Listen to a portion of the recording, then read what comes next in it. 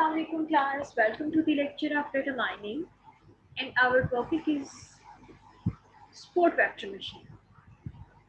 So in our today's session we will discuss about what is the sport vector machine, how the sport vector machines are working. So इसको SVM भी कहा जाता है short form में. जैसे कि बाकी के क्लासिफिकेशन एल्गोरिथम्स वर्क करते हैं, जैसे कि हमने क्लासिफायर्स पढ़े डिफरेंट टाइप के, डिसीजन ट्री, बेसियन क्लासिफायर और आर्टिफिशियल न्यूरल नेटवर्क्स वो भी क्लासिफाई करते हैं.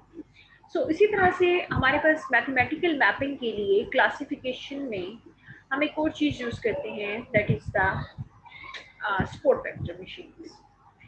So classification predicts the categorical class labels. For example, personal homepage classification.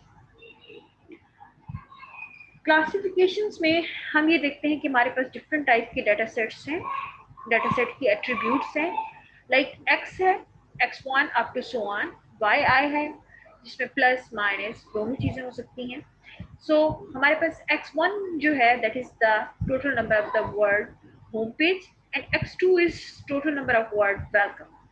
So mathematically x belongs to capital X and that is equal to R of n, and y belongs to capital Y that is equal to another set.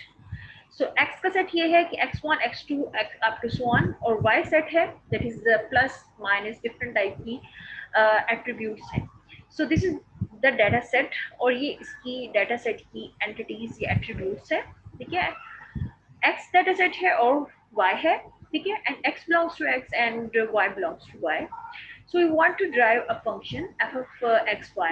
So linear classification है which is the binary classification problem. Data above the red line belongs to the class x. So ये classification ना बहुत simple होती है. करना क्या होता है कि इसमें जो हमारे पास जो है ये क्लासिफिकेशन का फंक्शन इस तरह से होता है दैट एक्स एक हमारे पास क्लास है, एक्स क्लास के जितने भी डाटा मेंबर्स होंगे वो उसी से बिलोंग करेंगे, ठीक है. इसी तरह से वाई है, वाई के जितने डाटा मेंबर्स होंगे वो उसी से ही बिलोंग करेंगे, ठीक है. So we want to drive a function F of X Y. So linear classification में है, बाइनरी क्लासिफिकेशन के कुछ प्रॉब्लम्स है. And data above the red line belongs to the class X, below the red line belongs to the class O. So examples इसकी हैं SVM, perceptron, probabilistic classifiers, ठीक है. इसके हमारे पास एडवांटेजेस हैं कि हम इसमें एक्यूरेसी को प्रिडिक्ट कर सकते हैं, ठीक है. So prediction accuracy is generally high as compared to the Bayesian method in general. Robust work when training examples contain errors. Fast evaluation होती है of the learned target functions. So Bayesian networks are normally slow. So इसके comparison में जो है Bayesian के comparison में इसकी prediction जो एक्यूरेसी होती है वो जनरली हाई होती है. इसमें रोबस्टनेस होती है. न्यू फीचर्स को ऐड करना चाहें तो आप इजीली ऐड कर सकते हैं. ट्रेनिंग एग्जांपल्स को ऐड करना चाहें तो वो भी होती हैं. इसमें इवैल्यूएशन जो है वो भी फास्ट होती है, ठीक है. So criticism क्या है कि long training time, difficult to understand the learned functions or the weights. Bayesian networks can be used easily for the pattern discovery, and this is not easy to incorporate the domain knowledge. So this is the perceptron and the Winnow.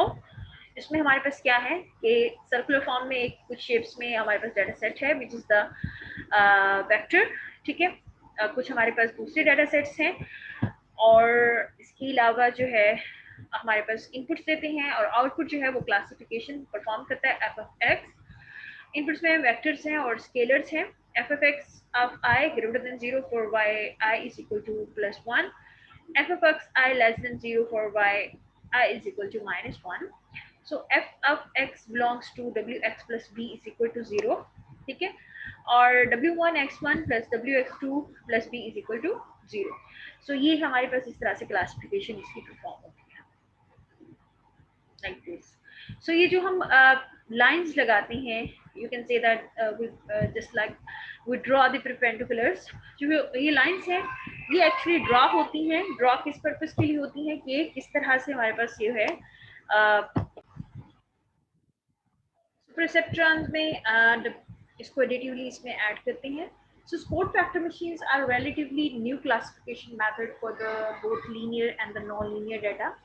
So linear और non-linear आप लोगों ने chapter 2 में पढ़े हुए हैं. So it uses a non-linear mapping to transform the original training data into the higher dimension. So with the new dimension, it searches for the linear optimal separating hyperplane, जिसको decision boundary भी कहा जाता है. जैसे अभी हमने lines देखी, उन लाइंस को हाइपरप्लेन कहा जाता है, जिस जो कि एक्चुअली सेपरेट करते हैं डिफरेंट डाटा की डायमेंशंस को. So when an appropriate non linear mapping to a sufficiently high dimensions, so data from the two classes can always be separated by a hyperplane. SVM finds this hyperplane using the sport vectors. These are essential training ripples and margins and defined by the sport vectors. Sport vector की history और इसकी applications हैं कि Vapnik and colleagues ने 1992 में इसको introduce किया. Ground work है फ्रॉम द वेपकिन and others. Statistical learning theory ने 1960s में इसकी डिफाइन की थी. इसकी फीचर्स ये है कि training can be slow but accuracy is high owing to their ability to model complex non-linear decision boundaries, margin maximization. So this is used for the classification and the numeric predictions. So these applications are handwritten digit recognition, कि अगर जो हमारा हाथ का लिखा हुआ digit है उसको रिकॉग्नाइज करता है, ऑब्जेक्ट को रिकॉग्नाइज करता है, स्पीकर की आइडेंटिफिकेशन करता है कि कौन बोल रहा है, ठीक है, benchmarking time series and prediction test. ठीक है, तो इसके बहुत ही अच्छी एप्लीकेशन एरिया. आजकल डेली लाइफ में हम बहुत सारी ऐसी डिवाइसेस यूज़ कर रहे हैं, बहुत सारे ऐसे सिस्टम्स और टेक्निक्स को यूज़ कर रहे हैं. सो SPM is generally actually this is the philosophy. So small margin है यहाँ पे हमारे पास हाइपर प्लेन में, और यहाँ पे हाइपर प्लेन के अंदर लार्ज मार्जिन है क्योंकि इनमें दरमियान में गैप्स ज़्यादा है. So these are the support factors.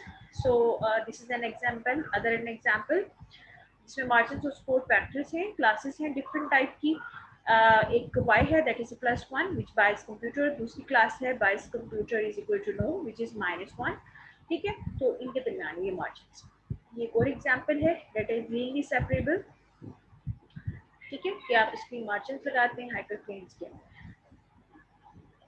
So why is sport vector machine effective on the high dimensional data? उसकी complexity है कि trained classifiers is characterized by the number of the sport vectors rather than the dimensionality of the data. So sport vectors जो हैं वो essentials हैं for the critical training example. They lie closest to the decision boundary. So if all other training examples are removed and the training is repeated, the same separating hyperplane would be formed. और इसके अलावा compute करता है वो upper bound and execute error rate of the SPM classifier which is independent of the data dimensionality. So if sport vector machine with a small number of the sport vectors can have the good generalization even when the dimensionality of the data is high. Okay, this is it and I'm going to end my session here. Thank you. For any type of question you can ask me. Allah Hafiz.